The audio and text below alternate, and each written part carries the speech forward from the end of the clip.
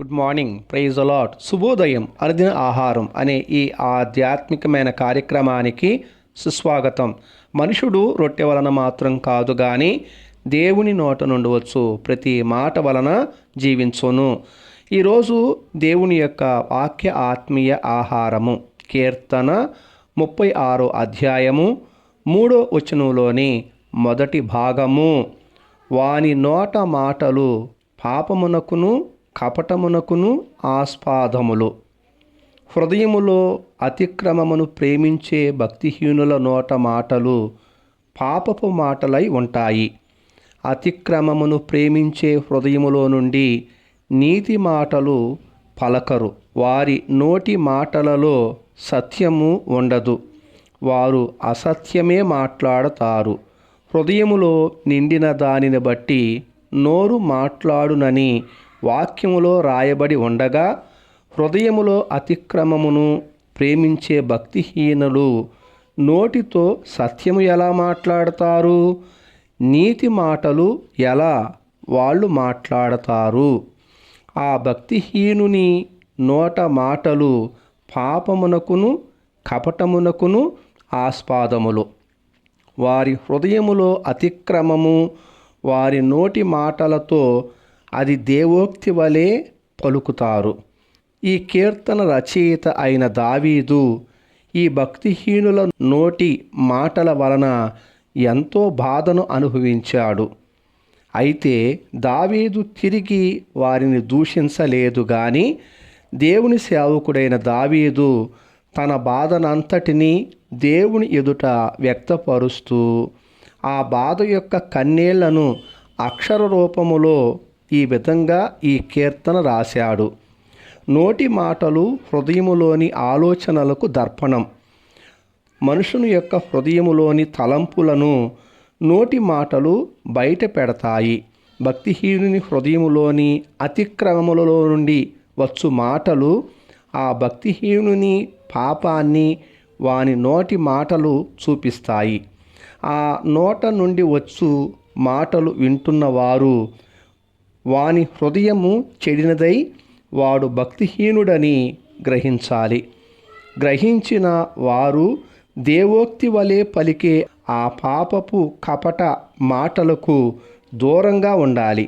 ఆ మాటలలో ప్రేమ ఉన్నదని నమ్ముటము వారిని వారే మోసం చేసుకొనుచున్నటువంటి వారు అవుతారు. అంతేకాకుండా దేవోక్తి వలె పలికే ఆ మాటలు సత్యమని నమ్ముట వారి భవిష్యత్తుకి ప్రమాదము.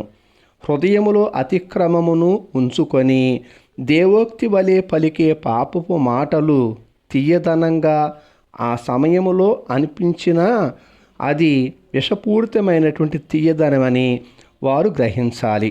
ఆ మాటలు వింటే వినే వారి హృదయములో పాపపు ఆలోచనలు, పాపపు కోరికలు పుడతాయి. దేవుని ఎదుట వానిని దోషిగా నిలబెడతాయి.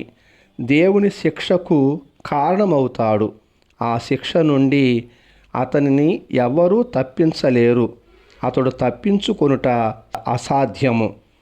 కాబట్టి ఈ విధంగా మనుషులు మాట్లాడుచూ ఉన్నప్పుడు మన చెవులని అప్పగించుకొనుట ప్రమాదమే. ఎందుకనగా భక్తిహీనుని నోటి నుండి వచ్చే మాటలు ప్రమాదకరమైనటువంటి పరిస్థితులలో పడవేస్తాయి. వారి మాటలు కపటమునకు పాపమునకు ఆస్పాదమని ఈ వాక్యములో రాయబడి ఉన్నది. మనుషులు మాట్లాడే మాటలు ఎలాంటి హృదయములో నుండి వస్తున్నాయనే పరిశీలన చేయాలని ఈ వాక్య సందర్భము ద్వారా మనం తెలుసుకొనుచున్నాము. దేవోక్తి వలె పలుకుచున్న ప్రతి మాటలు నీతిమంతుల నుండి వచ్చేవి కావు. భక్తిహీనుల హృదయములో నుండి కూడా వచ్చే మాటలు దేవోక్తి వలెనే ఉంటాయి. ఆ విధముగా భక్తిహీనులు నమ్మిస్తారు. కానీ వాని నోటి మాటలు అంటే ఆ దేవోక్తి వలె పలికిన ఆ మాటలు పాపమునకు కపటమునకు ఆస్పాదములని ఈ వాక్యము మనకి తెలియచేస్తున్నది. ఈ మాటలు నీతిమంతులను బాధపరుస్తాయి. నీతిమంతుల హృదయాన్ని ఈ మాటలు గాయపరుస్తాయి. అయితే ప్రియ శ్రోతలారా, 1 పేతురు రాసిన పత్రికలో 3వ అధ్యాయము 9వ వచనంలో ఆశీర్వాదమునకు వారసులవుటకు మీరు పిలువబడితిరి గనుక కీడుకి ప్రతి కీడైనను దోషణకు ప్రతి దోషణైనను చేయక దీవించుడి అని రాయబడి ఉన్నది. రాయబడిన ఈ విధంగా భక్తిహీనుల హృదయములో నుండి వచ్చే నోటి మాటలు నీతిమంతులకు బాధను కలిగించి వారి హృదయమును గాయపరిచినను దోషణకు ప్రతిదోషణ చేయటము దేవుని చిత్తము కాదు. కీడుకి ప్రతి కీడు చేయటము దేవునికి మహిమ కాదు. కాబట్టి భక్తిహీనుల హృదయములో నుండి వచ్చే పాపపు నోటి మాటలు చెవిన పడకుండా ఆ మాటలకు దూరంగా ఉండాలి. ఈ మాటల నుండి ఇతరులను కాపాడాలి. ప్రియ దేవుని స్నేహమా, భక్తిహీనుల నోటి మాటలు పాపమునకు కపటమునకు ఆస్పాదములు. ఈ భక్తిహీనుని దృష్టి ఎదుట దేవుని భయము బొత్తిగా ఉండదు. ఈ భక్తిహీనుని అక్రమ హృదయములో నుండి వచ్చిన మాటల దోషము బయలుపడి వానికి అసహ్యంగా కనబడు వరకు దేవోక్తి వలె పలుకుచున్న ఆ మాటలు వాని దృష్టి ఎదుట వాని ముఖస్థుతి చేస్తూ ఉంటాయి. ఈ భక్తిహీనుడు వానిని ముఖస్థుతి చేయబడుచున్న ప్రపంచంలో మునిగిపోయి ఉంటాడు. ఈ పద్ధతి సరి అయినది కాదు అని వానిని ఎంత హెచ్చరించినను ఆ హెచ్చరించేటటువంటి మాటలు వినకపోగా వాని క్షేమం కోరి హెచ్చరించిన వారిపై తిరుగుబాటు చేస్తాడు. అయితే ఒకవేళ మారతాడేమో అనే ఆశతో హెచ్చరించుట నీతిమంతుల బాధ్యత. ఇలాగు హెచ్చరిస్తే తిరుగుబాటు వచ్చిద్ది అనే సిద్ధపాటుతోనే వాళ్ళని హెచ్చరించవలెనని నా అభిప్రాయము. ఎందుకంటే మనము నిజమైనటువంటి స్నేహితులము గనుక.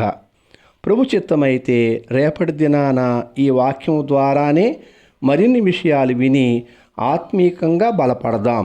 దేవుడు మిమ్మలను మీ కుటుంబాలను దీవించునుగాక. ప్రార్థన. ప్రేమస్వరూపి మహాకనికరం కలిగిన మా పరలోకమందున్న తండ్రి, భూమిని ఆకాశమును వాటిలో ఉన్న సమస్తమును చేసిన మా గొప్ప దేవ, మమ్మల్ని ప్రేమించి మీరు మాకు అనుగ్రహించిన ఈ దినమును బట్టి, మీరు మాకు వివరించిన వాక్య సందేశమును బట్టి నీకు స్తోత్రాలు. దేవా, నోటి మాటలు ఎక్కడి నుండి వస్తాయో, అవి ఎంత హాని చేస్తాయో మాకు మీరు వివరించారు.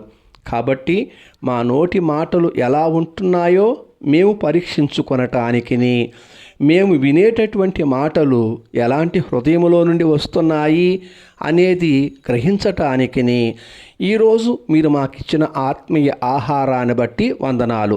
వాక్యం విని ప్రార్థనలో ఏకీభవిస్తున్న ప్రతి ఒక్కరిని దీవించండి, వారి కుటుంబాలను ఆశీర్వదించండి.